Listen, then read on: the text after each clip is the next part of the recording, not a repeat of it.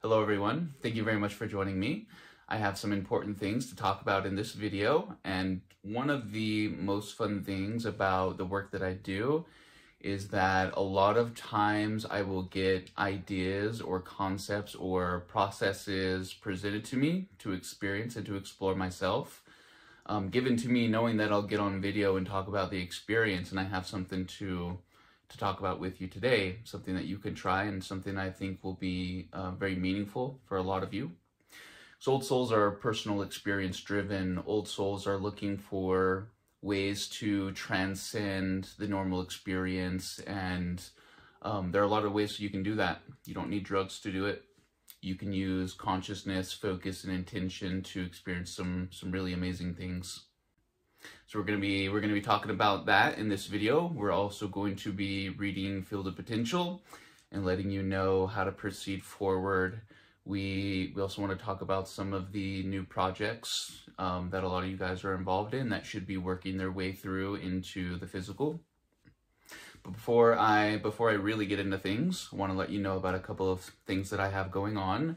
So right now, I have a promo for first-time clients in the Akashic Records with me. So if you've been looking to open up, if you know somebody who might benefit from a reading with me, now would be the time to do so. The Resonance Cluster is coming along soon, and I'm looking for the right window to let that out to everybody.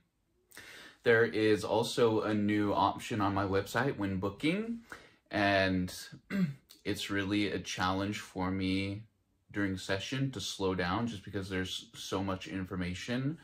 And a lot of times there's more in my notes than what we had the opportunity to verbalize and discuss with you in the time that we've got. So there's an option now when you make a booking, you can get my notes, and those will arrive usually the Sunday after session. There have been some kinks in getting that set up. But I think I got it figured out now. So if there are any questions, let me know. And let's start with the messages like this. So one of the coolest things in the sessions that I do and in the work that I do is that we get to have revelation about what our dream work is. And the old souls have a lot to offer this place, not just the physical presence of being here. Oftentimes, a lot of us are extending the reach of our experience by working in the field when the body is shut off for the night. So we're not really sleeping. A lot of you are working, and you'll wake up in the morning feeling the effects of that work. But ever since the beginning of the year, there have been a lot of shifts in the information that I'm getting about that work that's being done. And there are a lot of people who are learning about the work and then becoming conscious participants in the work rather than unconscious. And a lot of that depends on the kind of work that you're doing. But a lot of you are going to be consciously entering the etheric spaces and retaining that information and bringing it back with you in a way that can be applied. And one of the biggest revelations that I've had recently is that a lot of us during our awakening and even now are participating in classrooms, and what's happening is we're in the classroom the night before, we wake up, we go about our day. What we experience as spiritual download or revelation or idea, a lot of that stuff was embedded in the classroom and kind of slowly working its way into the physical when we're awake.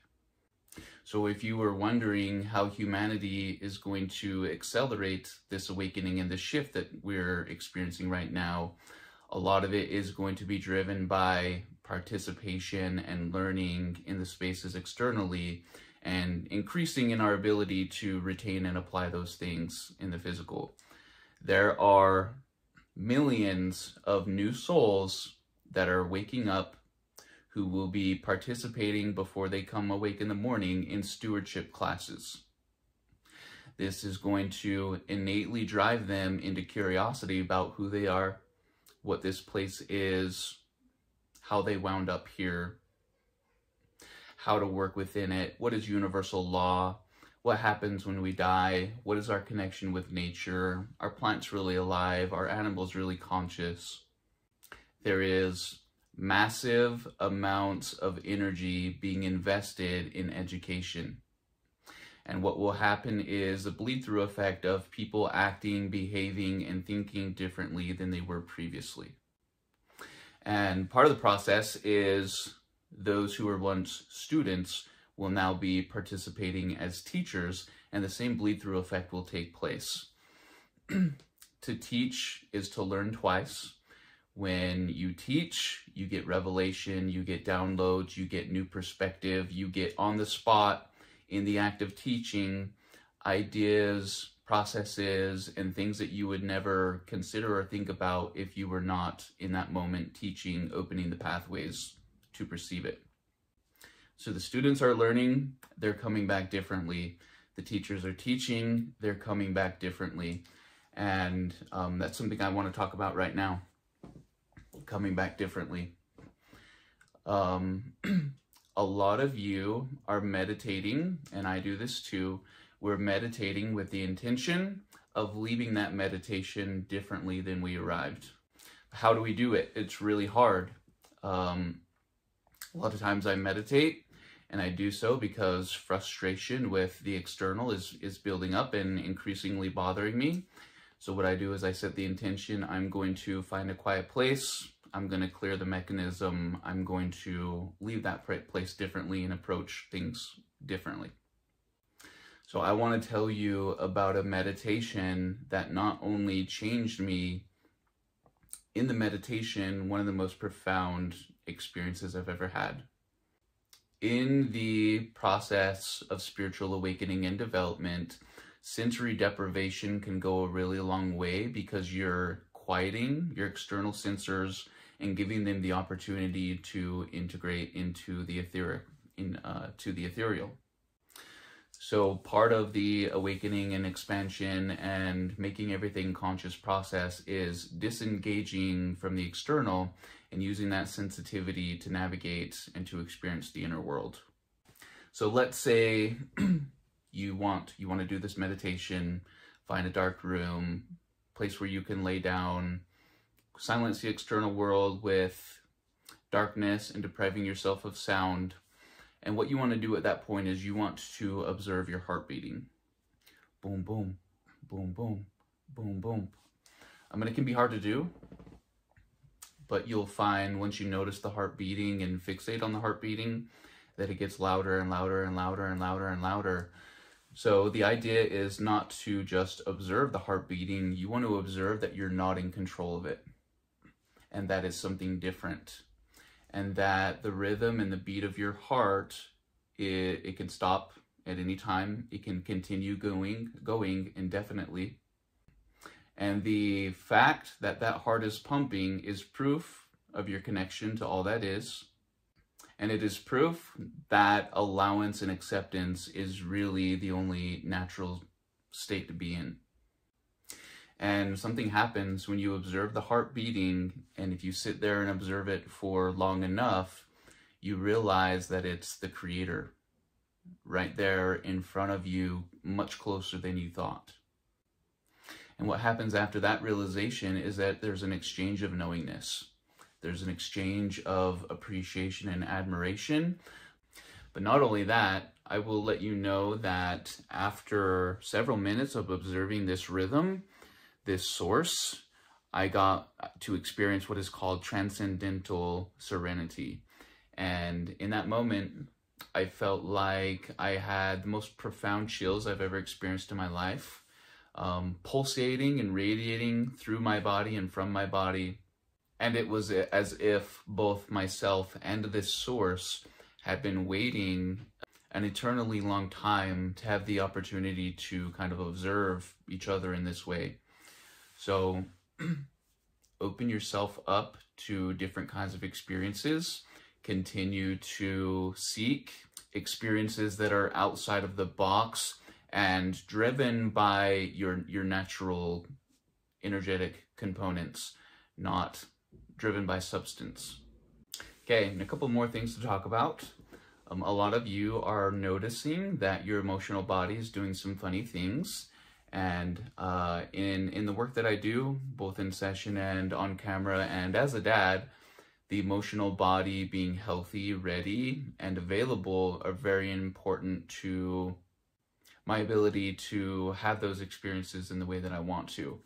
I know that if I'm overburdened emotionally by what's going on in the external world, the first thing that is going to suffer is the intuition. So a lot of you are noticing that the emotional body is wanting a release, meaning that you're observing things in reality that shouldn't make you cry, but you have the urge to cry, or your internal world is taking a funny turn, and the emotional body is actively searching for things to fixate on to cry.